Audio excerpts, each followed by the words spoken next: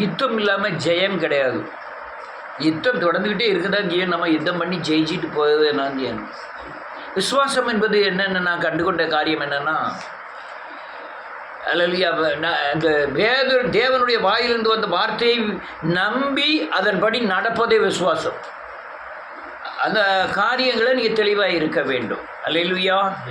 இந்த ஜனங்கள்லாம் யார் நம்மளை எதுக்குறாங்க சொல்லுங்க பாபு?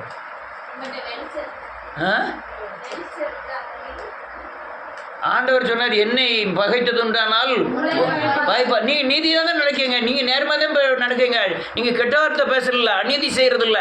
ஆனாலும் இந்த ஜனங்கள் எல்லாம் கிறிஸ்துவ உடையவர்களை எதிர்க்கிறார்கள். இந்த எதிர்ப்பே வேண்டான்ட்டு ஒட்டி போகிறவர்களும் போகிறாங்க. அது அவங்க கிறிஸ்தவர்களும் கிடையாது. அல்லேலூயா. ஏன் எதுக்காகனே அவனுக்கே தெரியாது. இன்னும் சில ஆட்களை பார்த்தா இயேசுன்னு சொன்னாலே பயங்கர கோபம் வருது அவனுக்கு. ஏன் கிறிஸ்துவன் சொன்னா ரொம்ப கோபம் வருது சில ஆட்களுக்கு. அவனே அறியாமலே கோபம் வருது. நான் இந்த பிரச்சனைலாம் வந்தோடனே எல்லாருக்கும் போகட்டும்னு தான் சொல்கிறேன். பட்டன்லாம் மாட்டிடுவோம். அதாவது ஞாயிற்றுக்கிழமை புதன்கிழமையாக மாற்றிடலாமான்னு பார்த்தேன். நான் இவங்களுக்கு தான் என்ன செய்யணும்னு தெரியாமல் தான் மாற்றலை. ஸ்கூல் பிள்ளைகள்லாம் எப்படி வரும்? இவன் புதன்கிழமையாக மாற்றிட்டேன்னா அது உலக சட்டத்தின்படி அது ஜெபக்கூட்டம்னு மாறிடும். நீங்கள் ஞாயிற்றுக்கிழமை ஜெபம் பண்ணால் தான் அது ஆராதனைன்னு மாறும், அது சபைன்னு மாறும். அல்லேலூயா. அப்படி தானே? நீங்கள் மற்ற கிழமை என்னைக்கு நாளும் சத்தம் போட்டு ஜெபம் பண்ணுங்க, என்னன்னாலும் செய்யுங்க, ஒருத்தனை ஒன்று கேட்க மாட்டான். ஜெபம் பண்ணுவாங்க. ஞாயிற்றுக்கிழமைன்னு வந்துட்டா இவன் ஆராதனைக்கு விடப்படாது. அவன் தான் யார் தெரியுமா? அந்த பார்வோனின் ஆவிகள். ஆனால் மற்ற சபைக்காரங்களுமே நீ இது வேண்டாம் புதன்கிழமை ஆராதிப்போம்னு சொன்னாலே உங்களை அந்தி கிறிஸ்துன்றுவாங்க. ஞாயிற்றுக்கிழமை ஆராதிச்சா மாத்திரம்தான் கிறிஸ்தவர்கள். நான் இதை முதல்ல எக்ஸ்பிளைன் பண்ணியிருக்கேன். ரொம்ப வருஷங்களாக சொல்லிக்கிட்டே இருக்கேன். என்ன கிழமை ஆராதிச்சாலும் ஆராதனை தான் முக்கியம். ஆனால் மற்ற நீங்கள் வெளியே உள்ள கிறிஸ்தவர்கள்ட்ட போய் நாங்கள் புதன்கிழமை எங்கள் சர்ச்சில் புதன்கிழமை ஆராதனைன்னு சொல்லிடுங்க. இது புது உபதேசம் போல் இருக்கு, இவங்க பரலோகத்துக்கே போக மாட்டாங்க, கள்ள உபதேசம்ன்றோம். அல்லேலூயா. ஞாயிற்றுக்கிழமை ஓய்வு நாள்னு யாரு கண்டுபிடிச்சா? நீங்கள் தான் சொல்லுங்க. சூரியன் உதிக்கி கிழக்குன்னு சொல்கிறோம். ஆமாம், கிழக்கு. இது சரியான வார்த்தை தானே? கிழக்கு சொல். இவர் என்ன சொல்கிறாரு? சூரியன் உதிக்கிறதுனால அந்த இடத்துக்கு நம்ம கிழக்குன்னு பேர் வச்சுருக்கோம். இதுவும் சரியா இல்லையா? உள்ளது சரியா இல்லையா? இதுவும் சரி. யார் பேர் வச்சுருக்கா? நீங்கள் முதல்ல இருந்து இது மேற்குன்னு பேர் வச்சு இதை கிழக்குன்னு வச்சுருந்தா அப்படி தான் நம்ம சொல்லிக்கிட்டு இருப்போம். அது எந்த வித விருப்பமே இருக்காது. சும்மா கிழக்குன்னு வச்சுருக்கோம். அதுவும் சரிதான். ஜான் வெஸ்லி சொல்லுதான், சூரியன் இங்கே உதிச்சு இங்கே போயினா இங்கே இது கிழக்காகவும் மேற்காகவும் சொல்லுவீங்க. சூரியம்லாம் ஒரு பக்கமும் போகலை, பூமியின் சுற்றுதுனால தான் சூரியன் அங்கேயும் போகிற மாதிரி அவர் சயின்ஸ் படிச்சது தெரியும். அப்படி தானே? சூரியன் நிற்க தான் செய்யுது, பூமி தான் என்ன செய்யுது? சுற்றுது. அப்போ கிழக்கும் மேற்கும் கிடையாது. இதில் எந்த கிழமையும் ஞாயிற்றுக்கிழமைன்னு வைப்பீங்க? இவ்வளவு காரியம் இருக்குது, இதில் எதில் ஞாயிற்றுக்கிழமைன்னு வைப்பீங்க? அப்போ நமக்கு என்ன பிரச்சனைனா, இப்படி உலகங்கள் மோதும் போது இந்த உலகம் மோதக்கூடாதபடி தேவன் நம்ம மேலே ஒரு அடையாளத்தை வைக்கணும், நமக்கு ஒரு முத்திரையை கொடுக்கணும். நம்ம இது என் புள்ளன்னு சொல்லணும். அல்லேலூயா. இவங்களை தொடாதன்னு சொல்லணும். தேவனுடைய பிரசன்னம் வெளிப்படணும். ஏதோ ஒரு அல்லேலூயா ஒரு குறியை கொடுத்து இது என் புள்ள நீ விலகி பேருன்ட்டு அவனை அல்ல, அவனுக்குள்ளே இருக்கிற பேயிட்ட கர்த்தர் உணர்த்தணும். நான் தெளிவாக சொல்லுது புரிஞ்சாதான் உங்களுக்கு புரியும். அல்லேலூயா. இப்போ நமக்கு மனுஷனோட போராட்டம் அல்ல. யாரோட போராட்டம்? பிசாசோடு. அப்போ அந்த ஆவியின் சக்தி நன்றியோடு கூட துதிக்கிறேன் இயேசுவின் நாமத்தில் நம்மகிட்ட முதல்ல நமக்குள்ளே இருக்கிற கிறிஸ்துட்ட முதல். நீ உங்களை இப்போ ஏன் அடிக்கிறான் தெரியுமா? உங்களுக்குள்ள கிறிஸ்து இருக்கிறதுனால தான் அடிக்கிறான். இவன் பிரச்சனை என்னன்னா பரிசுத்தத்துக்கும் பாவத்துக்கும் என்ன செய்ய மாட்டேங்க, ஒத்து போக மாட்டேங்குது. மாமிசத்துக்கும் ஆவிக்கும் என்ன செய்ய மாட்டேங்க, ஒத்து போக மாட்டேங்குது. அதனால பகைக்கு உலகம் உங்களை என்ன செய்யும், பகைக்கும். நீங்கள் கிறிஸ்துவ இல்லாமல் நீங்கள் ஒத்து போயிருங்க. நான் சினிமாலாம் வைப்பேன், முதல்ல அடித்த மாதிரி ஆளுக்கு ஒரு கோட்டர்னாலும் அடிப்போம்னு சொல்லு, உனக்கும் அது அவனுக்கும் பிரச்சனையே.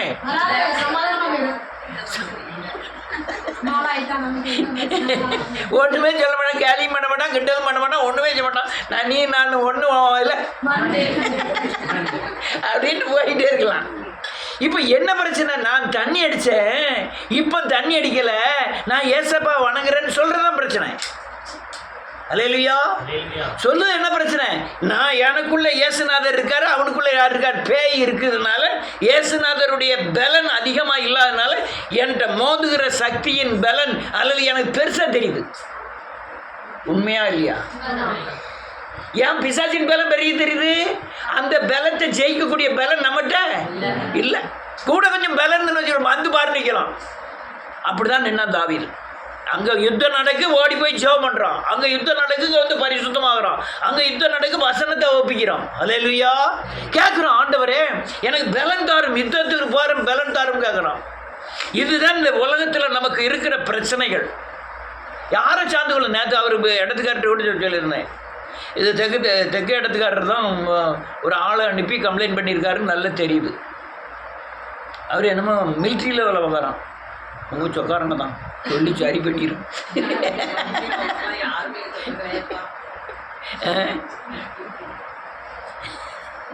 அவர் மிலிட்ரியில் ஏதோ டாக்டரான். மிலிட்ரிக்காரங்களுக்கு தனி சட்டம், தனி கோர்ட்டு, தனி போலீஸ், எல்லாமே தனித்தனி. அவங்களுக்கு வந்து இந்த போலீஸ் வந்து கட்டுப்படும்.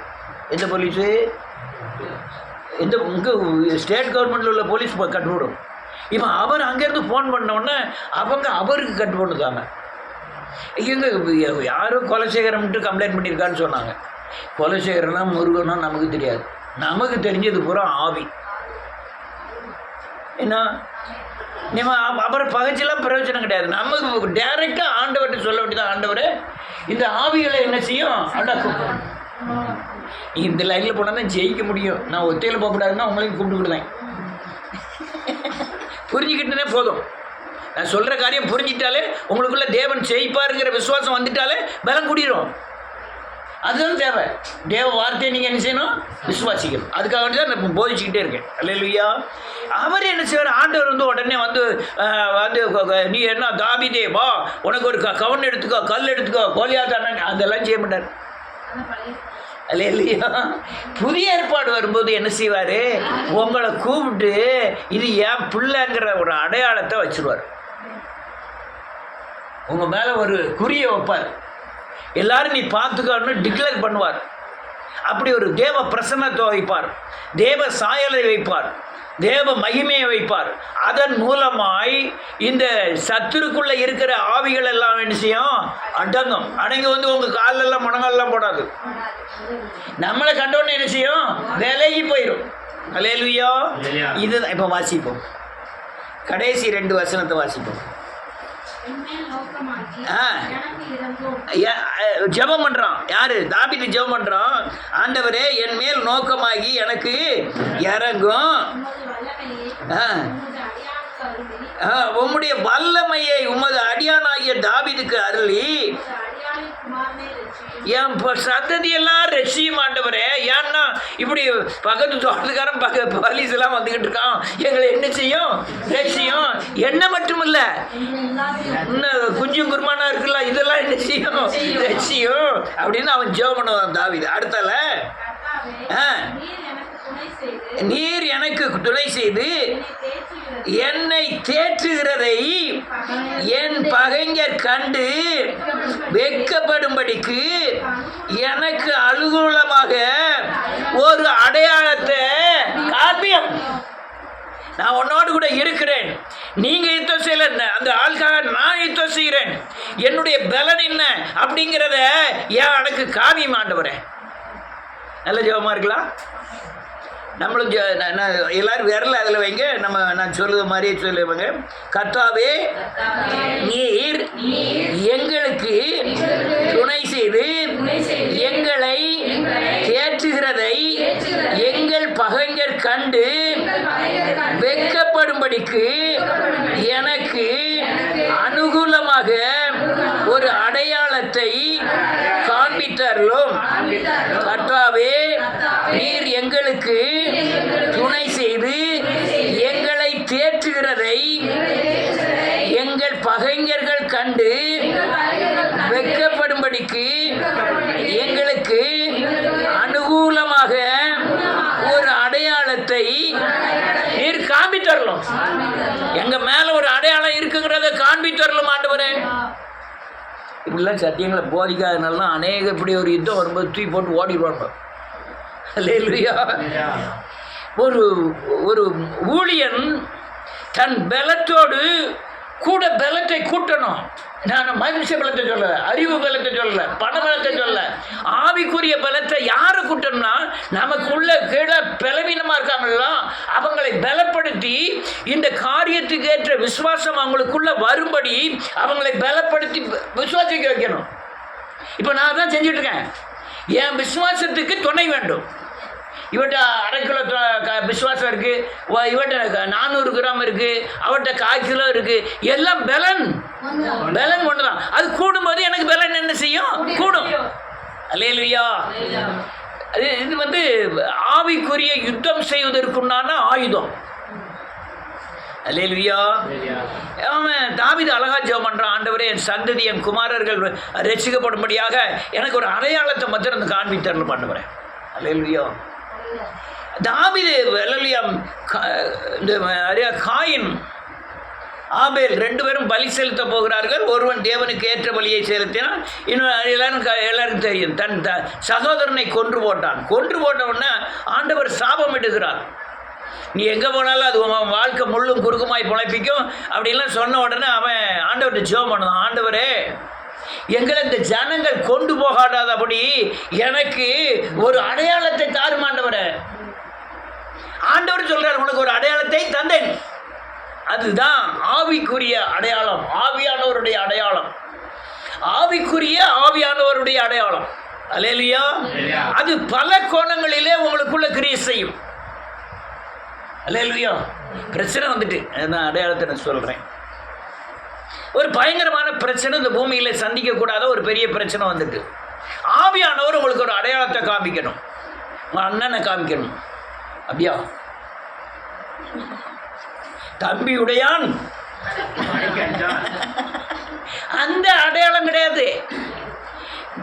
நீ பலவீனமாய் இருக்கும் போதே பலன் அடையக்கூடிய தேவன் மேல வைக்கக்கூடிய விசுவாசம் என்ன ஒரு அடையாளத்தை காமிப்பார். நீ போ, கோலியாத்தை நான் பார்த்துக்கிட்டேன். யுத்தம் செய்கிறவர் யாரு? கர்த்தர்.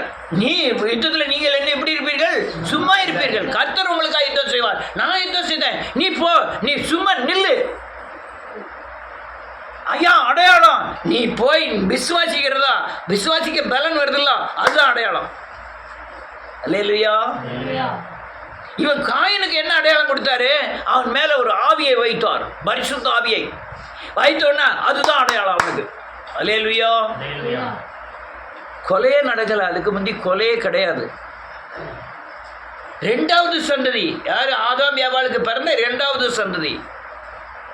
அவனை 2வது சந்ததியை கொலை பண்ணிட்டான். அவர் தெரியுது என்னென்ன நடக்க போகுதுன்னு. ஆண்டவர்கிட்ட போய் ஜெபம் பண்ணான். ஆண்டவரே, என்னை ஜனங்கள் கொண்டு போடுவார், நான் உன் மேல ஒரு அடையாளத்தை வைக்கேன் அப்படின்றார். இந்த பிரச்சனைகள்லாம் அடையாளம் வைப்பார் கர்த்தர். அல்லேலூயா. ஒரு நேரம் உங்களுக்கு எதிரிகளுக்கு தெரியும், உங்களுக்கு தெரியும். இல்லை ஒரு நேரம் உங்களுக்கும் தெரியாது, எதிரிக்கும் தெரியாது. ஆட்டோமேட்டிக்காக அது விலை போயிட்டே இருக்கும். நானும் என்ன நினைக்கிறேன், எனக்கு தெரியணுங்கிற அவசியம் இல்லை, அவங்களுக்கும் தெரியணுங்கிற அவசியம் இல்லை. ஆனால் யாருன்னா யுத்தம் பண்ணுகிறவர் கர்த்தர். அவர் எப்படி யுத்தம் பண்ணுகிறாருங்கிற அறிந்து கொள்ளக்கூடிய ஆவிக்குரிய பலன் எனக்கு இல்லை. அவர் ஈட்டினால் ரட்சிக்கிறவர் அல்ல. அவர் ஈட்டினாலும் வாழ்நாளெல்லாம் ரட்சிக்கிறவர் அல்ல. அதனால நமக்கு ஒரு அடையாளத்தை, இன்னொரு அடையாளத்தை பாருங்க, வாசிப்போம். இயேசுவி நாமத்தினாலே, இயேசு கிறிஸ்துவின் நாமத்தினாலே.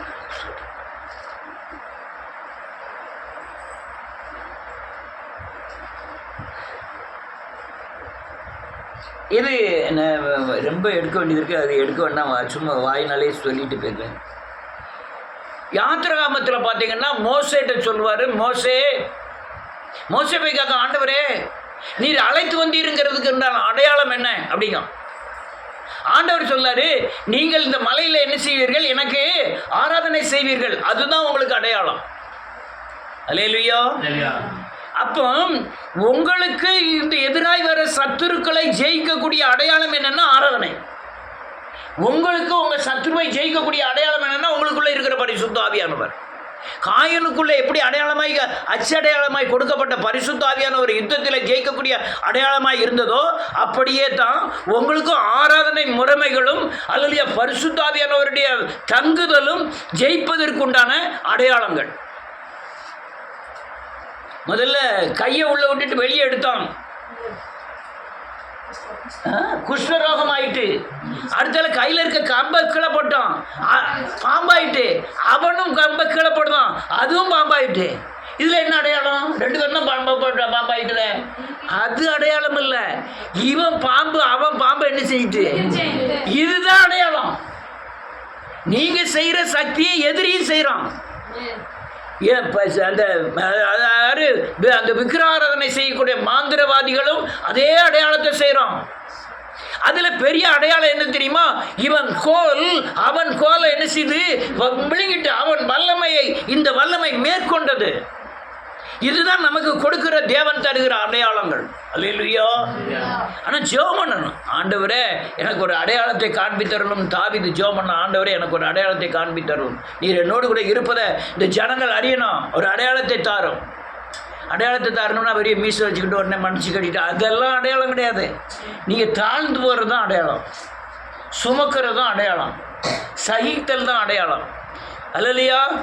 துன்பப்படுத்துறவர்களுக்காக நீங்கள் ஜெபம் பண்ணது தான் இருந்து அடையாளம், அவமானப்படுத்துறவர்களுக்காக ஜெபம் பண்ணது தான் அடையாளம். இது சட்டம், தேவனுடைய சட்டத்தை நீங்கள் கை கொண்டு அநேக இருதயத்தில் பதியணும். நீங்கள் தாழ்மை குணமுடையவர்கள்னு அநேகர் சொல்லணும்.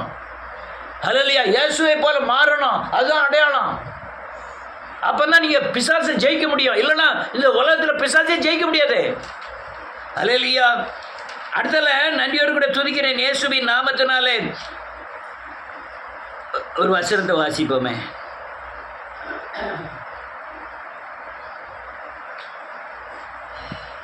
யோசுவாவின் புத்தகம் 4வது அதிகாரம்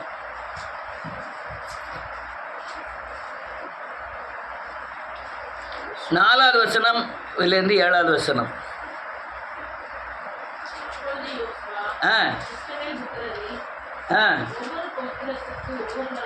ஆமென்.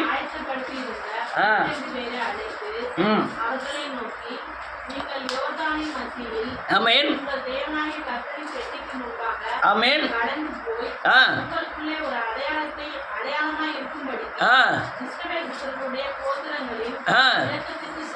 ஆமென். ஆமென். போங்கள்.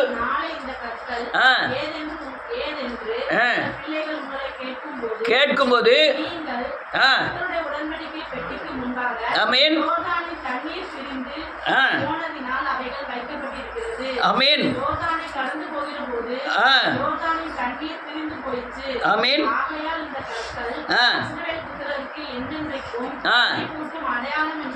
அடையாளம், ஒரு காரியத்துக்கு உண்டான அடையாளத்தை நாம் வைத்திருப்பதே நமக்கு அடையாளம். இவன் ஒவ்வொரு ஆளுக்கும் அநேக பிரச்சனைகள் வந்திருக்கும். அந்த பிரச்சனையில் எப்படி தேவன் மீட்டெடுத்தார்? அவங்க அந்த யோர்தானை கடக்கும்போது அந்த கல்லை எடுத்துகிட்டு போய் கல்லுக்கு ஆளுக்கு ஒரு கோத்திரத்துக்கு ஒரு கல்லை கொண்டு போய் அந்த தலைமுறை முடிஞ்சு அடுத்த தலைமுறை வரும்போது பேரம்பேத்தி வரும்போது இந்த கல்லை காமிக்கும் போது இது என்ன கல்லுன்னு அவங்க கேட்டாங்கன்னா, ஐயா இந்த யோர்தான் கல்லில் இவ்வளோ பெரிய வெள்ளம் வந்தது, ஆண்டவர் உடன்படிக்கை பெட்டி நாங்கள் தூக்கிட்டு வந்தோம், அப்போ ஆண்டவர் அந்த யோர்தானை பின்னிட்டு திரும்ப செய்தார், நாங்கள் நடு ஆற்றுல வரும்போது ஆளுக்கு ஒரு கல்லை வச்சுருந்தோம், அந்த கல் தான் இது, இந்த உடன்படிக்கை தூக்கிட்டு வரும்போது செய்த அற்புதத்தின் அடையாளமான கல்லு உங்களுக்கு அடையாளமா இருக்கும். அந்த காரியம் நமக்கு எப்படி பலிக்குதுன்னா, நம்முடைய வாழ்க்கையில அநேக காரியங்களை தோத்துருப்போம், ஜெயிச்சிருப்போம். ரொம்ப அவமானப்பட்டிருப்போம், நெருக்கப்பட்டிருப்போம், பசியாக இருந்திருப்போம், பட்டினியாக இருந்திருப்போம், நோய்வாய்ப்பட்டிருப்போம், எல்லாரும் கைவிடப்பட்ட நிலையில் இருந்திருப்போம். அந்த நிலைமையில தேவன் தூக்கி எடுத்த காரியங்களை நீங்கள் அடுத்த சந்ததிக்கு கடத்தி கொண்டு போய் சொல்வது அவங்களுக்கு தேவன் செய்த அடையாளமாக என்ன செய்யும், மாறும்.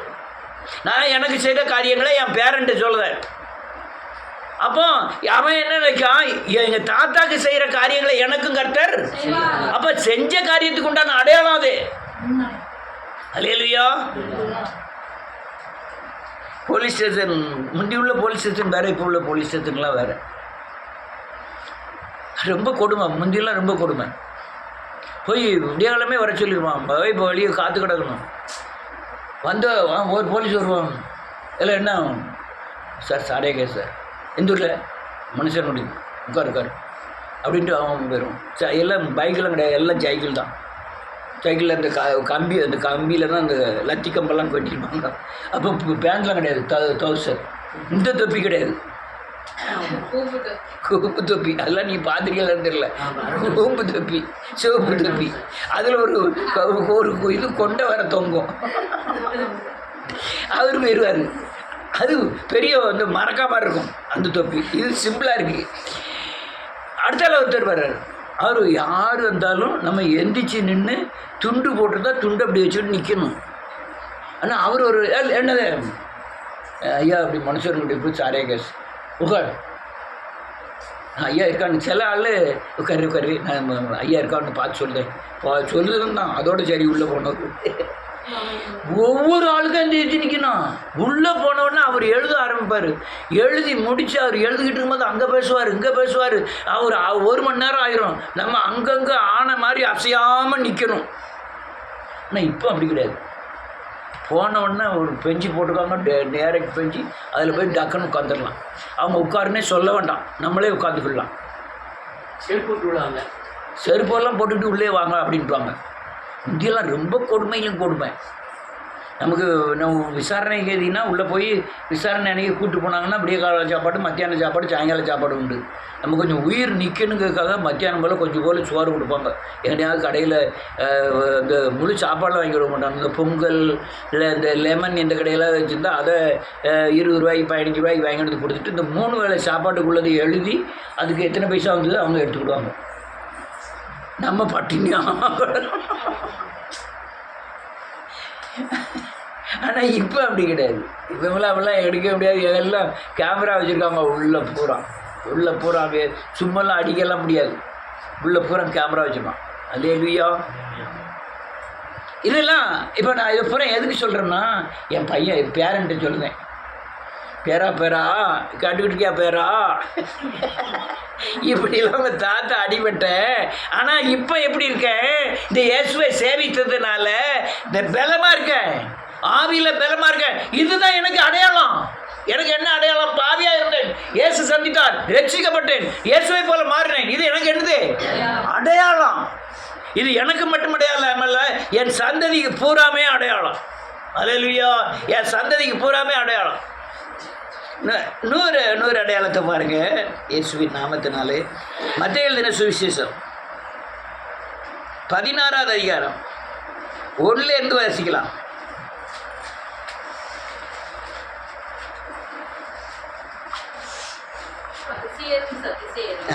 அவரை சோதிக்கும்படி அவரிடத்தில் வந்து வானத்திலிருந்து அடையாளத்தை தங்களுக்கு காண்பிக்க வேண்டும் என்றார்கள். அவர்களுக்கு அவர் பிரதியுத்தரமாக அஸ்தமானமாகிற போது செவ்வான முட்டி இருக்கிறது, அதனால் வெளிவாங்கும் என்று சொல்லுகிறீர்கள். வெளிவாங்கன்னு சொல்லுங்க. உதயமாகிற போது செவ்வானமும் மந்தாரமுமாய் இருக்கிறது. அதனால் இன்றைக்கு காற்றும் மழையும் உண்டாகும் என்று சொல்லுகிறீர்கள். மாயக்காரர்களே, வானத்தின் தோற்றத்தை நிதானிக்க உங்களுக்கு தெரியுதே, காலங்களின் அடையாளங்களை நிதானிக்க உங்களால் கூடாது. இந்த பொல்லாத விபச்சார சந்ததியார் ஆமென். அடையாளம் தேடுகிறார்கள். யோனா தீர்க்கதரிசி ஆமென். அன்றி வேறு அடையாளம் இவர்களுக்கு படுவதில்லை. நல்ல காலுங்க. இதுக்கு அர்த்தம் என்னன்னா, வரப்போகிற மழை வருதுன்னு சொன்னா மழை வருதுன்னு சொல்லுவீங்க. ஆடு கிழட்டாடு துள்ளி ஓடுன்னா மழை வரப்போகுதுன்னு சொல்லுவீங்க. ஆமென். குட்டியாடு கூண்டில் யாருன்னா மழை வரப்போகுதுன்னு சொல்லுவீங்க. இப்போ மேகம் கருகருத்துட்டு மழை எதிர்காலத்தை சுற்றி சொல்லுவீங்க. நீ அவர் என்ன சொல்லாது, யோனா தீர்க்கதரிசி கடந்த காலம், அதை வச்சு நிகழ்காலத்தை நீங்கள் நம்பணும். உங்களுக்கு அடையாளம் என்னது? கடந்த காலம். நிகழ்காலத்துக்கு எதை நம்பணும்? கடந்த காலத்தில் கர்த்தர் செய்ததை நம்பணும். யோனா தீர்க்கதரிசி விபச்சார சந்ததியை யோனா தீர்க்கதரிசி செஞ்சதை, அதுதான் உனக்கு அடையாளம். யோனா தீர்க்கதரிசி அது கடந்த காலம். கடந்த காலத்தில் குடியாருனா இப்போ நேர்மையாக இருக்க, இது எனக்கு கர்த்தர் சந்தித்த அடையாளம். புரியுது உங்களுக்கு? அப்போ இந்த பிரச்சனைக்கு கடந்த பிரச்சனையில் கர்த்தர் எப்படி நடத்தினாரோ அதுதான் எனக்கு என்னது அடையாளம். அந்த அடையாளத்தின்படி இந்த அடையாளத்தை என்ன செய்வார்? நடத்துவார். அப்படி விசுவாசிச்சா இந்த அடையாளத்தில் நீங்கள் இந்த பிரச்சனையில் நீங்கள் ஜெயிக்க முடியும். என்ன சொல்லுது புரியுதா? என்ன சொன்னேன்? இது ரொம்ப முக்கியமான பாயிண்ட். பிரச்சனைக்கு முன்னாடி நடந்த இப்ப இருக்க பிரச்சனைக்கு முன்னாடி ஒரு பிரச்சனை நம்ம இதெல்லாம் நடத்துனாங்களோ அதுதான் அடையாளம் இந்த பிரச்சனையில ஜெயிக்கிறது. அப்ப நம்ம எதை அறிக்கை செய்யணும்? அதான் அவன் ஜாதி தெரிஞ்சுதான். ஒரு விசை கரடி, ஒரு விசை சிங்கம், இந்த கோலியாத்து ஏமாத்த. அப்ப என்ன அர்த்தம்? அதுதான் அடையாளம். இப்போ வரப்போகிற காரியத்துக்கு இது அடையாளம். முன்ன உள்ள காலங்கள். அல்லேலூயா. இந்த அடையாளத்தை தவிர வேற எந்த அடையாளம் தரமாட்டேன்ட்டாரு. அதுவும் ஒரு காட்டமான ஒரு வார்த்தை சொல்றாரு, விபச்சார சந்ததியே. அந்த அடையாளத்தை தவிர என்ன அடையாளத்தை கேட்குறீங்க? மழை வருதுன்னா மழை வருதுன்னு சொல்லுவீங்க, வெயில் அடிக்கினா வெயில் அடிச்சு, இதுக்கப்புறம் செவ்வானம் பிறக்கும், மேகம் கருக்கும், காற்று வரும், மழை வருது, இதெல்லாம் கண்டுபிடிக்க முடியுது. இந்த பிரச்சனைக்கு இந்த பிரச்சனை விடுதலை ஆக்கணும்னு அதையே நம்ப முடியல. அப்படிதானே? அதையா நம்ப முடியலன்னு ஆண்டவர் கேட்காரு. அதை நம்பு, இதை ஜெயிச்சிருவ. அல்லேலூயா. வேற அடையாளம்லாம் கொடுக்க முடியாதுன்றார் ஆண்டவர். பிள்ளையை சுற்றி முன்னணியில கிடத்தி இருப்பதை காண்பீர்கள், அதுதான் என்னது அடையாளம். உனக்கு முன்னால பிள்ளை கடத்தப்பட்டிருக்கு. பிள்ளை யார்? ஏசுகிறது கடத்தப்பட்டிருக்காரு. எதுல? வெள்ளத்துணியில கடத்தப்பட்டிருக்காரு. அதுதான் அடையாளம் நமக்கு முன்னால இருக்கிறவரு. அல்லேலூயா. ஜெயம் நிச்சயம். தோத்துருவோமோ? தோத்துருவீங்க. தோக்க மாட்டோம். கடந்த நாட்களில் தேவன் ஜெயிக்க வைத்தார். இந்த காரியத்துகளை என்ன செய்வார்? ஜெயிக்க வைப்பார். அதுதான் எனக்கு அடையாளம். நான் அடையாளம் முன்னால் செவப்பு பெயிண்ட் அடித்து உங்களுக்கு முன்னால் ஒரு அம்புக்குறியெல்லாம் போட்டுலாம் அந்த அடையாளம்லாம் இருக்காது. ஆமென். அதே மாதிரி கடந்த நாட்களில் செய்யக்கூடிய யுத்தங்களில் ஏதாவது நீங்கள் தவறு பண்ணி தோக்கக்கூடிய அளவுக்கு இல்லை சங்கடப்படக்கூடிய அளவுக்கு போயிருக்கலாம். அதை உணர்ந்து சரி பண்ணிக்கணும். சரி பண்ணிட்டு இந்த அடையாளத்தில் கரெக்டாக போயிட்டு இருக்கணும். இந்த யுத்தத்தில் அடையாளம் என்ன செய்யாது? மாறாது. அடையாளம் என்ன செய்யாது? தேவன் மேல வைக்கிற விசுவாசத்தினால உண்டாகிற அடையாளம் என்ன செய்யாது? மாறாது. வசனத்தின்படி அடிப்படையில் நீ யுத்தம் செய்கிற யுத்தத்தின் அடையாளங்கள் என்ன செய்யாது? மாறவே செய்யாது. நம்முடைய எண்ணங்கள் யோசனைகள் தான் என்ன செஞ்சிடலாம்? மாறலாம். தேவ திட்டங்கள், தேவனுடைய வழிமுறைகள் ஒரு நாள் மாறாது. அல்லேலூயா. நான் என்ன ஜெபம் பண்ணிட்டு இருக்கேன்? ஆண்டவரே, இந்த கிராமத்தை அசைக்கக்கூடிய மனுஷன் எழும்பணும். ஏன்னா என்னெல்லாம் செய்தியா இவர்தான் ஏசுன்னு சொல்லக்கூடிய ஒரு ஆள் எழும்பணும். அல்லேலூயா. அவர் புண்ணையவனை டக்குன்னு ரசிக்கப்பட்டார். எனக்கு கணக்கப்பிள்ளை வளர்த்த பெரிய மனுஷன், பெரிய எத்தனையோட பஞ்சாயத்து போர்டு பிரசிடண்ட். அவர் ஒரு நாள் ஏஜி சர்ச்சுக்கு வந்துட்டார். அந்த வட்டாரம் பூரா ஒரு அசைப்பு, இவரே சர்ச்சுக்கு போயிட்டாரு. கடைசியில் எல்லாரும் போய் அவரை போய் பார்த்து ஆகிட்டாங்க. யார்? ஒரு இன்ஸ்டியூட்காரு, திருமலை இன்ஸ்டியூட், நல்ல பெரிய இன்ஸ்டியூட் தென்காசியில்.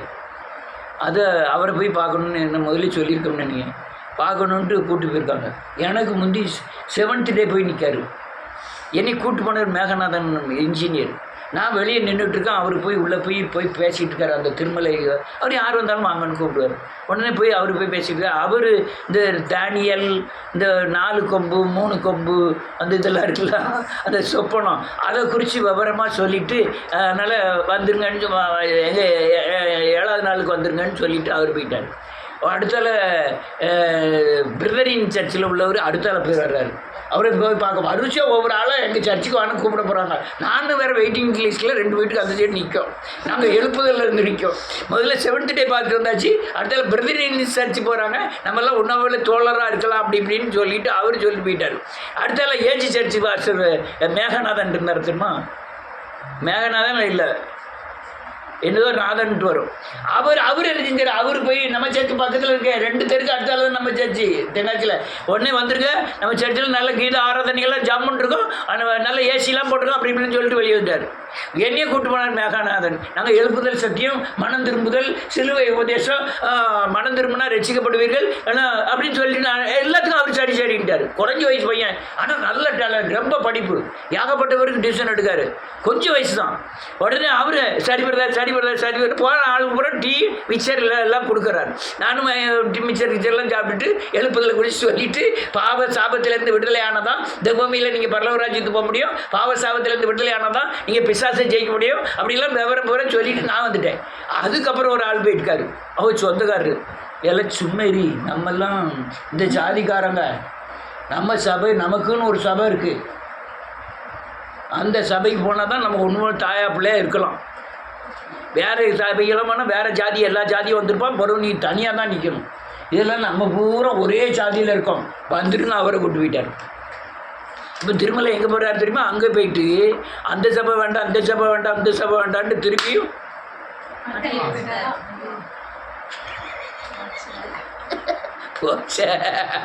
அல்லேலூயா. அடையாளம் உங்களுக்கு என்ன, எனக்கு என்ன அடையாளம்? கடந்த நாட்கள் என்னை நடத்தினவர் வருகிற நாட்களில் நடத்துவார். தாயின் கருவிலை தெரிந்து கொண்டவர் தலை நரைக்கும் வரை தாங்குவார், தப்புவிப்பார், ஏற்றுவார். என் தாயின் கருவிலை தெரிந்து கொண்டதான் எனக்கு அடையாளம். நேற்று நடத்தினார்களா, அதுதான் நாளைக்கு நடத்த போகக்கூடிய அடையாளம். நான் இதை கண்டு இதை பலப்பட்டு விட வேண்டியதான். அதில் எனக்கு ஜெயம் கொடுத்தார், இதுலேயும் ஜெயம் கொடுப்பார். அல்லேலூயா. இதுதான் என் அடையாளம். என்ன சார் இதெல்லாம் அடையாளம்? நான் சொல்கிறத மட்டும் சொல்லுங்கள், முடிச்சிருவாங்க. பரிசுத்த ஆவியானவர் எனக்கு அடையாளம். திரும்பி கேட்பேன், சொல்றது மட்டும் இல்லை, திரும்பி என்னன்னு கேட்பேன். பரிசுத்த ஆவியானவர் அடையாளம், ஆமாம் சாமியோ அப்படின்னு சொல்லிட்டு கடைசியில் என்னன்னு கேட்டால் முடிச்சுட்டு இருந்தாங்க. பரிசுத்த ஆவி அடையாளம். நான் தேவனை ஆராதிப்பது எனக்கு அடையாளம். நான் சர்ப்பத்தின் வல்லமையை மேற்கொள்வது எனக்கு அடையாளம். இரத்தத்தினால் உண்டான உடன்படிக்கையில் இருக்கிறது எனக்கு அடையாளம். கடந்த நாட்களில் செய்த காரியங்களை விசுவாசித்து எதிர்கால சக்திகளை ஜெயிப்பது எனக்கு அடையாளம். என்னதெல்லாம் அடையாளம்? பரிசுத்த ஆவியானவர் எனக்கு அடையாளம். நான் ஆராதிக்கல, சர்ச்சில் இல்லை, எல்லா நேரத்திலும் ஆராதிக்க. ஏன்னா தனிப்பட்ட முறையில் எனக்கு அடையாளம் வேண்டாம். ஆண்டவருக்குள்ள என் பிரச்சனை உங்கள்கிட்டலாம் சொல்ல முடியாது, உங்கள் பிரச்சனை என்கிட்ட எல்லாம் நினைச்ச முடியாது. எனக்கு அடையாளம் வேணும், ஆண்டவர் என்னை நடத்தாரா இல்லையான்னு இருக்கு. அப்போ நான் தனிப்பட்ட முறையில் தேவனை ஆராதிக்கலாம் இல்லையா? அதுதான் எனக்கு என்னது அடையாளம். நீ மாம்சத்தில் இருந்தீங்கன்னா ஆராதிக்க மாட்டீங்க. அடுத்தால சர்ப்பத்தின் வல்லமையை மேற்கொண்டிருப்போம். எத்தனையோ தடவை மேற்கொண்டிருக்கீங்களா? அது என்னது அடையாளம். அடுத்தால புது இரத்தத்தினால் உண்டான உடன்படிக்கை எனக்கு தேவனோடு என்ன பண்ணிருக்காரு, உடன்படிக்கை பண்ணியிருக்காரு. அது எனக்கு என்னது அடையாளமாய் மாறுகிறது. இது எல்லாமே அடையாளம், எனக்கு உண்டான அடையாளம். கடந்த நாட்கள் செய்த கிரியைகள் வருங்காலத்துக்கு ஏற்ற அடையாளங்கள். அல்லேலூயா.